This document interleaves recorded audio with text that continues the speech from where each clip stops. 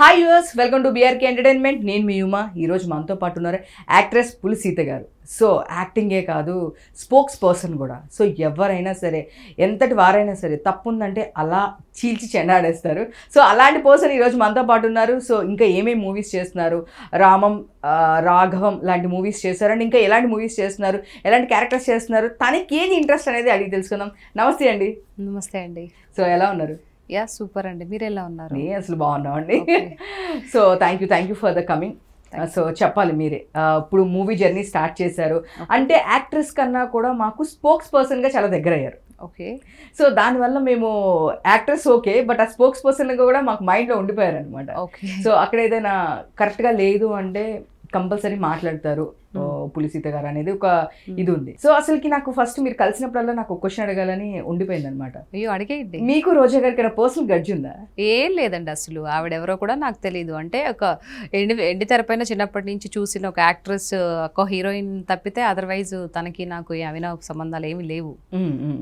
తను నాకు మంచిగా మూవీస్లో యాక్ట్ చేసేటప్పుడు ఒక యాక్టర్గా తెలుసు. ఈ పొలిటికల్లో వచ్చిన తర్వాత ఆవిడ రోజా కాస్త వేరే విధంగా కనిపిస్తున్నారు అనమాట మాకు. నాకే కాదు, యావత్ ఆంధ్రప్రదేశ్ అందరికీ అలాగే కనిపిస్తున్నారు.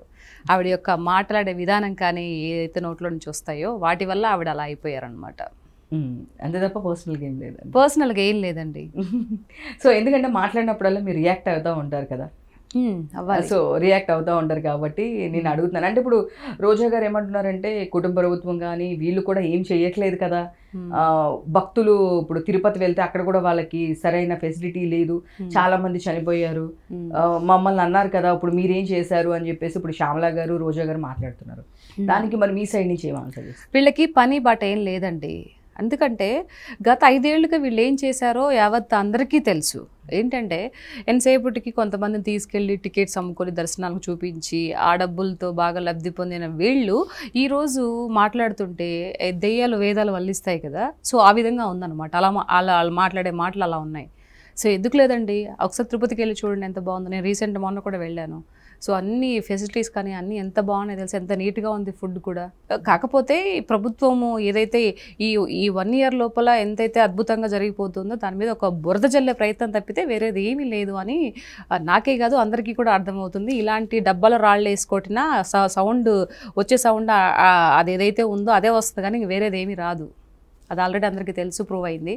వీళ్ళు టైం వేస్ట్ చేసుకుంటున్నారు. అంటే ఇప్పుడు అక్కడ సెక్యూరిటీ లోపం వల్లనే తిరుపతిలో చనిపోయారు అంటే మొన్నటి వరకు నెయ్యి కాన్సెప్ట్ గురించి, నెయ్యి ఇట్లా సరే మీరు ఏదైతే చెప్పారు కదా టికెట్ ఇది చేసే ఇదిలో అన్నారు కదా. సో అది ఎప్పటి నుంచి ఉందండి? అది వైఎస్ఆర్సీపీ వచ్చినప్పటి నుంచే ఉంది కదా. అది మరి అప్పుడు ఎందుకు అలా అనిపించలేదు? జస్ట్ ఇలా వచ్చి వీళ్ళు ప్రమాణ స్వీకారం చేసి టీడీపీ ప్రభుత్వం వచ్చిన వెంటనే ఎందుకు అలా జరిగింది? అదేం కొత్తగా అప్పటికప్పుడు మార్చింది కాదు కదా, అది ఎప్పటి నుంచో ఉంది కదా. మరి మీకు తెలీదా? సో ఈ విధంగా పెడితే రేపు రానున్న రోజుల్లో ఎక్కువైనప్పుడు ఈ సిస్టమ్ పెడితే ఒకరికొకరు తొక్కొని ప్రాణాలు పోయే అవకాశం ఉంటుందేమో అని మీకు తెలీదా? మీరు ఎక్కడ ఆలోచించారు? ఎంతసేపటికి వచ్చి ఏదైతే డబ్బులు తీసుకొని దర్శనం చూపించి వెళ్ళిపోయే వాళ్ళు తప్పితే మీరు ఎక్కడ ఆలోచించారు ప్రజల గురించి? ఈరోజు తెగ పెద్ద ప్రజల మీద ప్రేమ ఉన్నట్టు ఈరోజు ఓవర్ బిల్డప్ మాట్లాడడం తప్పితే అవి వేరేది ఏమీ లేదు. ఏం మాట్లాడకపోతే మళ్ళీ జగన్మోహన్ రెడ్డి గారు సీట్ ఇస్తారో ఇవ్వరో అనే ఒక నేపథ్యంలో మాట్లాడే మాటలు తప్పితే ఇంకా వేరే మాటలు లేవు.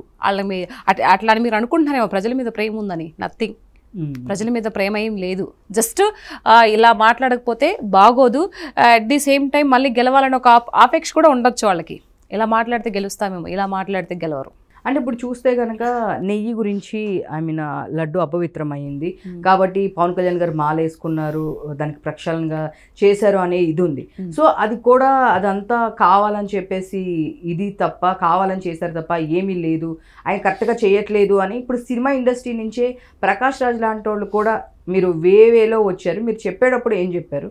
మీరు రీసెంట్ డేస్లో చూస్తే ప్రకాష్ రాజ్ గారి పోస్టులు చూస్తే కనుక మీరు బిగినింగ్లో మీరు ఎక్కడ ఉన్నారు, స్టార్టింగ్ వచ్చేటప్పుడు ఉన్నంత ఇది వన్స్ గవర్నమెంట్ స్టార్ట్ అయిన తర్వాత మీరు అంతగా పట్టించుకోవట్లేదు, హిందూ ధర్మం ఇవన్నీ అవసరం లేదు, ఇదంతా ఓట్ల కోసమో లేదో బీజేపీ వాళ్ళతో కలిసి ఉన్నాం కాబట్టి వన్ ఆఫ్ ఇది అని చెప్పేసి ఆ మాల వేసుకున్న దాని గురించి కూడా చాలా కాంట్రవర్సీ చేశారు. మీరు ఏమంటారు దీని గురించి? ఇప్పుడు ప్రక్షాళన జరిగింది కాబట్టి ఆయన ఒక మానవతా దృక్పథంతో తప్పు జరిగింది కాబట్టి లెంపలేసుకొని అందరి తరపున ఆయన చేశారు.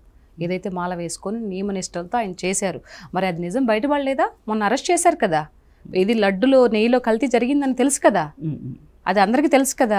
మరి ఈరోజు ఏం జరగలేదు అనుకుంటే ఎట్లా? చేసిన తప్పును ఒప్పుకోవాలి కదా. మరి మేమేమి చేయలేదు, వీళ్ళే కావాలని చేశారని చెప్పి కోకొలలుగా మాట్లాడారుగా. మరి అది విషయం బయటపడి అందరిని అరెస్ట్ చేశారు కదా మొన్న. మరి దానికి ఏ సమాధానం చెప్తారు? వీళ్ళు ఇలాంటి మాటలు మాట్లాడతారండి. తర్వాత దట్టు ప్రకాష్ రాజ్ గురించి చెప్పారంటే, ఇప్పుడు ఆయన ఏదైతే పదవిలోకి వచ్చే ముందు తెగ మాట్లాడారు పవన్ కళ్యాణ్ గారు. ఇప్పుడు ఏం చేయట్లేదంటే ఏం చేయాలంట ప్రకాష్ రాజ్ గారికి? ఏం చేయాలి అంటే వీటి మీద ఎక్కువ కాన్సన్ట్రేషన్ చేస్తున్నారు, డెవలప్మెంట్ మీద. అంటే ఇప్పుడు హిందూ ధర్మం అనే దాని గురించి కానీ ఇలాంటి దాని మీద ఇంకా ప్రజల్ని మతము విద్వేషించేలాగా చేస్తున్నారు, కానీ డెవలప్మెంట్ మీద కాన్సన్ట్రేషన్ చేయట్లేదు అనే ఒక ఇది వినిపిస్తుంది. ప్రకాష్ రాజ్ గారు మీరు చూస్తే పోస్టులు రెగ్యులర్గా ఆయన్ని ఫాలో అయితే కనుక ఆయన ఏంటంటే అసలు ఏం చెప్పాలనుకుంటున్నాడో అర్థం కాదు. సో ఈ యొక్క దేశంలో బతుకుతూ ఈ దేశం గురించి వ్యతిరేకంగా మాట్లాడిన వ్యక్తి ఆయన మాటలు కూడా తీసుకొని మాట్లాడాల్సిన అవసరం నాకైతే లేదనిపిస్తుంది. ఎందుకు అనంటే పవన్ కళ్యాణ్ గారు ఏం చేశారనేది పంచాయతీరాజ్ సంబంధించి ఆయనకి ఇచ్చిన శాఖకి ఆయన ఎంత న్యాయం చేస్తున్నాడో అందరూ తెలిసే ఉంటారు. సో పంచాయతీలో ఇప్పుడు ప్రతి దిక్కడ రోడ్లు కానీ ఎలా ఉన్నాయో మనం అందరూ ప్రత్యక్షంగా చూస్తున్నాం. నేను కూడా చూశాను మనం మా విలేజ్కి వెళ్ళినప్పుడు. సో ఎంత నీట్గా ఉన్నాయో, ఆయనకి ఇచ్చిన పరిధిలో ఆయన అంతకు మించి ఎక్కువే చేస్తున్నాడు. ప్రజలకు ఏదైతే చెప్పారో ఆ యొక్క విధిలోనే, ఆ విధి విధానంలో ముందుకెళ్తున్నారు. ఇప్పుడు ఎవరో వచ్చి ఏం చేయట్లేదు, అప్పుడున్న ఉత్సాహం ఇప్పుడు లేదు అని అంటే, బిడ్డ పుట్టేటప్పుడే పెయిన్స్ వస్తాయండి, తర్వాత వస్తాయా ఎవరికైనా కూడా? ఎందుకు ఇలా దిక్కుమాల మాటలు మాట్లాడతారు నాకు ఇప్పటికీ అర్థం కాదు. చిన్న లాజిక్. సో తప్పు కదా అలాగా. అంటే మాకు నోరుంది, మేము ఏదైనా ఒక ట్వీట్ చేస్తాం, మేము పెద్ద స్టార్లము, మేము ఏం చెప్పినా వినేస్తారు, ఏ చెప్పినా అది పెద్ద కాంట్రవర్సీ అయిపోతుంది. హిందూ ధర్మం గురించి మాట్లాడే అర్హత ఉందా? ఎప్పుడైనా మాట్లాడారా హిందూ ధర్మం గురించి? ఒక వ్యక్తి పవన్ కళ్యాణ్ గారు ఇది చేసి మాట్లాడారు, మిగతా ఎవరైనా వచ్చారా? ఫిలిం ఇండస్ట్రీకి సంబంధించిన వాళ్ళు ఎవరైనా? లేదు. మరి ఏం మాట్లాడతారు?